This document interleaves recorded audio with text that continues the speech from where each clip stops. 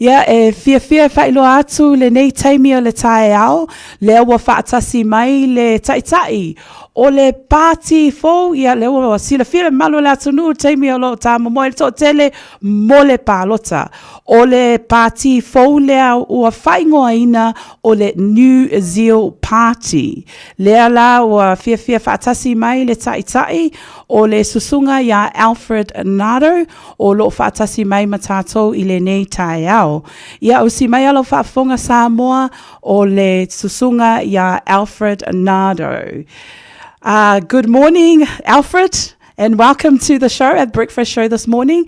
I've just announced you in our mother tongue, obviously in Samoan. So just letting our listeners know, so you are former National Party Cabinet Minister, first Cook Islander to be elected in Parliament, also entering political fray again and fronting a Christian values party. There was a saying something to do with like a rocket in the run-up in the October general elections. Kia orana. Kia orana and malo. Nui, it's great to be here, and also to all our Samoan radio listeners as well this morning. Good. So just want to start, obviously, so we see in 2020 was when you were in the with politics. So that was 3 years ago. So why is it, why come back to politics? Yeah, so that's a very good question. When I first went into politics, it's not because I chose to. And one of the things that's part of who we are as Pasifika people, so, you know, I'm first generation of my parents coming from the Cook Islands. I've married a beautiful Samoan woman, by the way. My daughter is married to a Samoan, so we very much are Pasifika, and at the heart of who we are, our faith is important. When we grew up to say our prayers and to read the Word of God, and it's very much a part of who we are. And so I have to say to our listeners, to our Samoan listeners, it truly is a call of God on my heart. Excellent. And same thing happened in the first time when I went in. I had studied no politics, never been involved in any political party. And when the door opened for me, we really believed it was a door because the Lord had called us into it. And so this time, it's the same thing. This is not a good idea. This is a God idea that we're following. Excellent. So God idea. It's awesome to hear that, that you say God, because we like to say, put God first and everything else will fall into place. So that's excellent. So the party is called New Zeal. Great name. So New Zeal, what does it stand for? And why did you call it New Zeal? Yeah, again, it was a name because we had prayed, my wife and I and our family and friends. We said, Lord, if you're going to call us in, you give us the name. And so in the book of Isaiah, chapter 9, if we start from verse 6, it's a passage we always read, which talks about the prophetic word of Jesus coming. And it talks about, for unto us a child is born, a son is given. And then it talks about the four elements of what that is. But verse 7, it says this, and his government there shall be no end. He will rule on the throne of David, and he will rule with righteousness and justice, and the zeal of the Lord Almighty shall accomplish this. The word zeal means energy in pursuit of a cause. And so we just knew that we believed that what we are standing for is not only a God project, a God idea, but it's the zeal, it's this energy to bring in amidst, yes, the politics of a country. And we are a political party where we're not a Christian party, but we have a Christian heart. That's who we are. Excellent. You know, it's all of us. When we do the things that we do, I suppose it's like Radio Samoa. It's got a heart because that's how we grew up. That's the values that we were raised with, and that's so important. So you talk about values and God and those sort of things. So how does that reflect on other parties that aren't based Christian-like? How do you guys react to that? Well, the thing is that when I look at this country, when I was in Parliament before, I remember that I began to realize that the foundations of this country, even in politics, had the impression of God. I remember one time the statement that came to me is the footprint of faith is deep and wide in this land.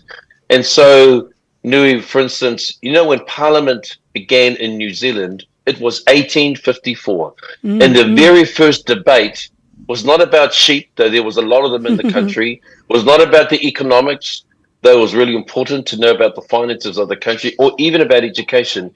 Nui, do you know the very first debate was actually about prayer? Ah, yeah. 1854. And then they talked about prayer. Yes. One of the MPs said, before we begin to decide, the decisions that are important for this country, we need help. We need divine guidance. And so the Parliament of New Zealand in 1854 began with prayer, and every sitting day of Parliament begins with prayer. So when people say, well, hey, you keep your religion to the side, all of a sudden we find, oh my gosh, faith and the belief in God. And that's what I mean, because in this society, right, there's the good and the bad. You are going to have people that are going to say, hey, Christian, hello, where does it fit in politics? And I love the beauty of how you bring it across. Yes, even in everyday jobs that we're in, we always implement the prayer, karakia. Yeah, in Aotearoa. So malo. So as we move on, so just a question. So we've tracked the polls, right? We've had a look at the polls, and we know what the results are and what they look with the major parties. How does New Zeal sit? Do you believe that New Zeal will succeed in the election on October the 14th? Yes, I believe in this because it's a God project. It's not an Alfred project. It's not anyone else. And you're absolutely right. In the Bible, I love the word suddenly, because all of a sudden, suddenly, God changes and moves things. Amen. In this nation, what people are asking for, even with all the polls over the last 12 months, we still have a lot of people who are undecided. It's nearly 25% of the polls. So for all the noise, all the politics that has been happening, people are still saying, we don't know. And the reasons they often say is because we don't know who to trust. So and Alfred, I believe that what we're presenting as New Zeal is truth with grace. So Alfred, right there, so we talk about the undecided. What is New Zeal going to do with the undecided people? The people sitting on the fence. What are you going to do about it? Well, this is the interesting thing. I remember talking to a group of Pasifika leaders. It was only just a few months ago. We talked a lot about politics. We talked about our values. There was a time traditionally we voted a certain way, right, for certain parties because we believe, yes, they represented us. People are now saying they no longer represent our values. Our traditional votes for these big parties no longer represent our values. So when I speak unashamedly about the fact that these values actually underpin the very things that we're talking about. Having been a cabinet minister, my point of difference, I don't have to do an apprenticeship. When I think that the difference between all these other smaller parties, I respect anyone who puts their hand up, but I've been in Parliament. I know what it means to make decisions as a cabinet minister. And if you look at our priority areas, let's take families, for instance, which is the heart of our Pasifika. We want to put them at the center of the policy of what we do in government, and that reflects everything that we do inside the country as well. Excellent. That's good, because that's exactly what happens. The undecided people, I guess that's the majority, and it will include a lot of Pasifika people, and that's great. I had a look at your website. What does New Zeal stand for? I see there's the five key points. Can you go through that for me? Because I know I can share with you my 3 F's in life: faith, family, future. Please share New Zeal's 5 F's. Yeah, look, I think it's great because it's family. For instance, I've already talked about the family, putting them at the center of the policy. And that's an important one because people say, well, how different is that? I can tell you, New, that people are experiencing situations where decisions are made, even for families, by education, by health. And so, parents are really, really saying we feel like we're not the centre. The second is finance. I was privileged to be able to spend some time at Bill English when he was the Minister of Finance. I came to understand that finances is not just about money, but it's about attitude and behaviour. I want to help. When I was the Minister of Pacific Peoples, one thing I realized, there's not enough of our Pacifica that are actually in businesses, small businesses.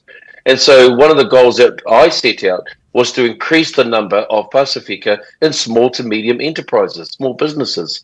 We then talk about farming. Farming is a backbone of our country, and at the moment, they've been made to feel like they're the burden of blame for things like climate change and the environment.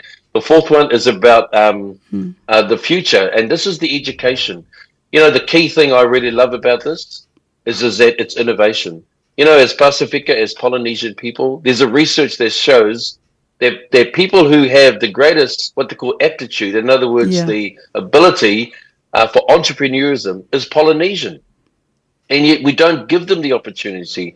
So our future, our education is also about innovation as well. And the last one is about freedom. A lot of our people have felt that their freedoms, freedom of speech, freedom even of religion, freedom to have our faith is actually now under attack, especially under the current government. It's time to say we need to stop that.